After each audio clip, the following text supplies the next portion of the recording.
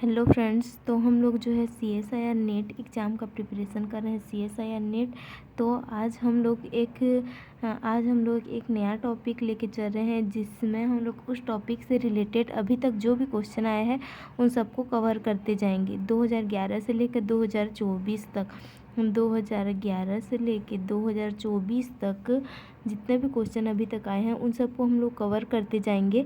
तो आज हम लोग को जो है लीनियर अलजेब्रा का क्वेश्चन लेके आए हैं। हम लोग का सब्जेक्ट क्या है? Linear algebra. लीनियर अलजेब्रा से हम लोग आज क्वेश्चन लेके आए हैं और यह क्वेश्चन को हम लोग सॉल्व करेंगे बहुत ही ईजिली तरीके से। तो यह क्वेश्चन देखो, CSIR नेट जून 2011 में आया है, लीनियर अलजेब्रा से रिलेटेड है। क्वेश्चन क्या कहता है देखिए, let S equal to A such that A equal to matrix Aij 5x5, Aij equal to 0 और 1 for all ij, and series Aij equal to 1 for all i and series Aij equal to 1 for all j।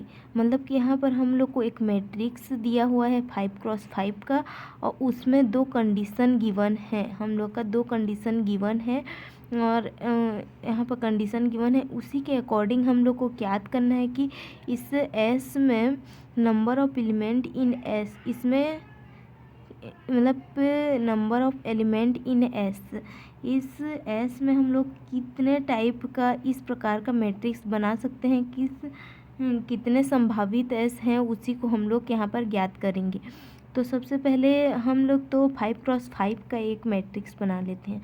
5x5 का matrix बनाएंगे तो क्या बनेगा? A11, A12, A13, A14, A15, A21, A22, A23, A24, A25, A31, A32, A33, A34, A35, A41, A42, A43, A44, A45, फिर आता है A51, A52, A53, A54 और ये होता है A55। तो ये हम लोग का 5x5 का मैट्रिक्स बन गया, 5x5 का मैट्रिक्स।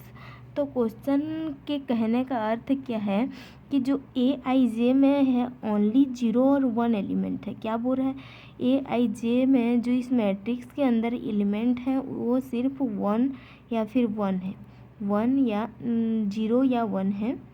सॉरी, इस मैट्रिक्स में हम लोग जो नंबर ले रहे हैं वो 0 या फिर 1 है, उसके अलावा कोई भी हम लोग मेंबर नहीं ले रहे हैं। यह कंडीशन यहाँ पर जो कंडीशन दिया है इसका कहना यह है कि इसमें 0 और 1 है।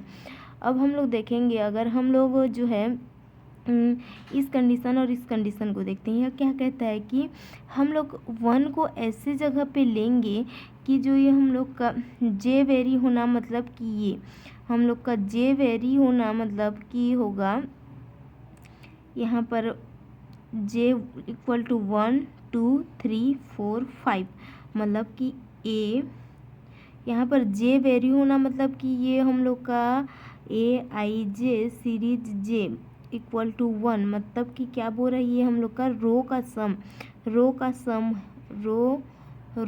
हम लोग का 1, रो सम क्या होना चाहिए? 1 होना चाहिए। यहाँ पर इस कंडीशन का अर्थ क्या है? रो सम हम लोग का 1 होना चाहिए, रो सम, और इस कंडीशन का अर्थ है कॉलम सम। इसका मतलब है कॉलम सम, इसका अर्थ है रो सम। तो हम लोग यहाँ पर देखो, सबसे पहले मैं अगर एक एक पोजीशन को देखते जाती हूँ रो के अकॉर्डिंग। ये हम लोग का पहला रो, दूसरा रो, तीसरा रो, चौथा और ये पांचवा, 5 रो, पहला कॉलम, दूसरा कॉलम, तीसरा कॉलम, चौथा कॉलम, पांचवा कॉलम। तो हम लोग देखो स्टार्टिंग हम लोग फर्स्ट रो से करेंगे, फर्स्ट रो से। तो फर्स्ट रो में मुझे कहीं भी 1 रखने के कितने पॉसिबिलिटी है? मैं यहाँ भी 1 रख सकती हूँ, यहाँ भी 1 रख सकती हूँ, यहाँ भी रख सकती हूँ, यहाँ भी रख सकती हूँ, यहाँ भी, मतलब कि A11 इक्वल टू 1 और A12 इक्वल टू 1। इसी तरह से मैं A15 इक्वल टू 1 मतलब किसी एक जगह पे 1 रखूँगी, कि मैं सभी जगह पे 1 नहीं रख सकती क्योंकि रो का सम 1 होना चाहिए। तो माना मैंने कि A11 पर मैंने 1 पुट कर दिया, A11 पर मैंने 1 पुट कर दिया, तो बाकी सब जगह क्या होगा हम लोग का, A12 equal to A13 equal to A14 equal to A15, ये सब क्या होगा, 0 के इक्वल हो जाएगा। ये सब 0 के इक्वल हो जाएगा, ये सब 0 के इक्वल हो जाएगा क्योंकि हम लोग को रो सम 1 लाना है। तो हम लोग का हो गया 1। उसके बाद अगर अब मैं सेकेंड रो में जाऊंगी, तो सेकेंड रो के पास कितना चॉइस है कि हम लोग किसी एक पोजीशन पर 1 रखें। तो मैं इस पोजीशन पर कभी भी 1 नहीं रख पाऊँगी। यहाँ पर कभी भी 1 नहीं रख पाऊँगी क्योंकि हम लोग को कॉलम सम भी 1 बनाना है, 1 के इक्वल, कॉलम के सम को 1 के इक्वल। तो यहाँ पर 1 हो गया है, मतलब कि यहाँ पर और मैं 1 नहीं रख सकती। तो हम लोग इस पोजीशन पर 1 नहीं रख सकते। तो 1 रखने के चॉइसेस हमारे पास कितने हुए सेकेंड रो में 1 रखने के चॉइसेस हम लोग के पास 1 2 3 4, मतलब कि सेकेंड रो में 4 चॉइस, 1 रो में कितना चॉइस था, 5 चॉइस। इसी तरह अब मैं थर्ड रो में आती हूँ। थर्ड रो में मैं जब आऊँगी तो यहाँ पर मैं इस पोजीशन पे 1 नहीं रख सकती, इस पोजीशन में मैं 1 नहीं रख सकती। अब देखो, अब सेकेंड रो में मैं इस पोजीशन पे 1 नहीं रख सकती, तो मुझे किसी एक पोजीशन में 1 रखना है। माना मैंने इस पोजीशन पर 1 रखा है, इक्वल टू 1। तो अब हम सेकेंड रो कंप्लीट हो गया। अब हम लोग थर्ड रो पर देखेंगे, तो थर्ड रो में इस पोजीशन पर 1 नहीं रख सकती और इस पोजीशन पर मैं 1 नहीं रख सकती। अब मैं मान रही हूँ कि थर्ड रो में मैंने 1 3 3 पोजीशन पर 1 रखा है, इक्वल टू 1।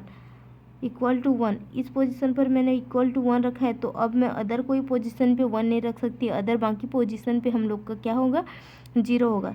तो इसी तरह हम लोग का रो थर्ड में कितने पॉसिबिलिटी हैं 1 रखने की, 1 2 3, इतने ही चांस हैं 1 रखने के। तो यहाँ पर हम लोग का रो थर्ड में 3 पॉसिबिलिटी हुआ।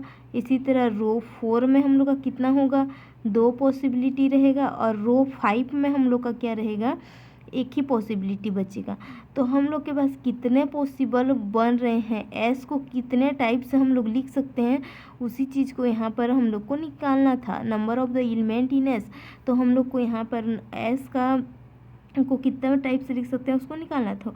तो हम लोग का क्या हो जाएगा, जब हम लोग वैल्यू निकालेंगे तो S 5 cross 4 cross 3 cross 2 cross 1, ये हम लोग का क्या होता है, 5 फैक्टोरियल। मतलब कि एस को हम लोग 5 फैक्टोरियल टाइम डिफरेंट वे में लिख सकते हैं, उसी को पूछ रहा था। Then the number of element in S, इसमें एस के एलिमेंट को कितने टाइप से हम लोग लिख सकते हैं उसी को पूछा है। तो यहाँ पे हम लोग का ऑप्शन नंबर थर्ड में 5 फैक्टोरियल दिया है, तो ऑप्शन नंबर थर्ड हम लोग का राइट आंसर हो जाएगा। ऑप्शन नंबर थर्ड में हम लोग का 5 फैक्टोरियल दिया है, तो ऑप्शन नंबर थर्ड हम लोग का राइट आंसर हो जाएगा। तो इसी तरह से लीनियर अलजेब्रा का यह क्वेश्चन हम लोग का कंप्लीट होता है। इसी तरह का वीडियो देखने के लिए हमारे साथ जुड़े रहिए और हमें फॉलो करते रहिए, शेयर करते रहिए। So thank you so much.